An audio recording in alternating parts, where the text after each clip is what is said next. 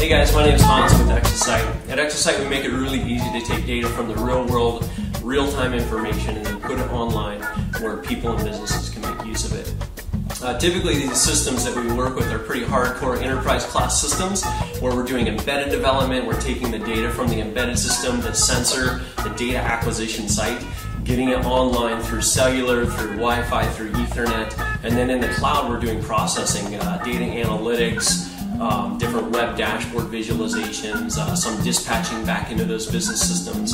But today I wanted to share with you a little bit of a microcosm of those systems that we created here at the Exosite office, and that is getting this foosball table online so we can tell the very important metric of who is the best foosball player at Exosite.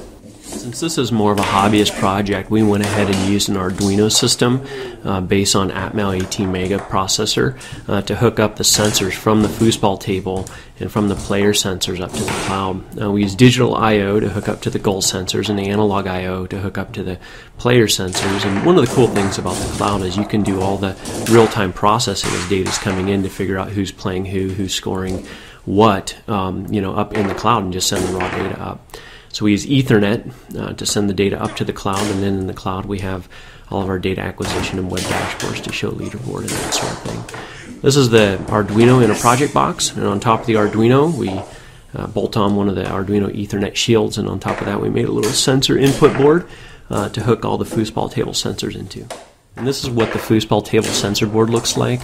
We just hook up ground power and the two goal sensors to the Arduino system. This foosball table was pretty nice because it already had the goal sensors built into it, so we just have to hook up to it to be able to see whenever goals go in.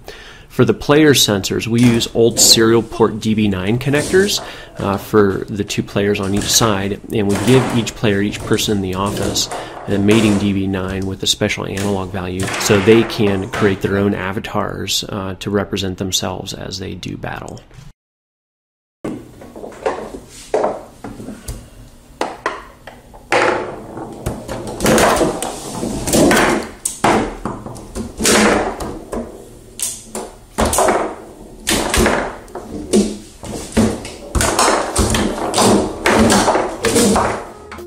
Alright, now that a goal's been scored, the Arduino system is logging data from the goal to the cloud under the player avatar. Out on Exosite.com we have a live data dashboards page that we list a number of different public dashboards with live data, including the foosball leaderboard. And anyone who creates a dashboard on portals can choose to share their dashboard either privately or publicly, and we've went ahead and shared our foosball dashboard publicly so anyone can check up on how we're doing. And you can see here the public dashboard. It's made up of a number of different widgets, some leaderboard widgets, some game history widgets, video widgets, picture widgets, informational widgets, that sort of thing. I'm going to go ahead and log in here and show you how we created the dashboard. And once I log in, you can immediately see we have a manage menu on the left and these two buttons here on the right that allow you to configure the dashboard. And also, each widget has an edit page that allows you to configure the widget, which data it uses, how it behaves, and that sort of thing. Out in the Manage Device page, we can see all of our avatars as well as our foosball table. Let's go ahead and open up one of our avatars, and you can see the specific data that is coming in under the avatar. Some of this is from the Arduino system, and some of it is created from post-processing in the cloud underneath the scripts page. Just look at the scripts.